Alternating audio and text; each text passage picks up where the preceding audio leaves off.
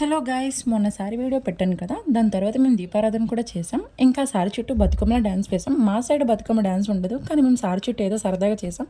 మేము ఎట్లా డ్యాన్స్ వేసామో చూసేయండి.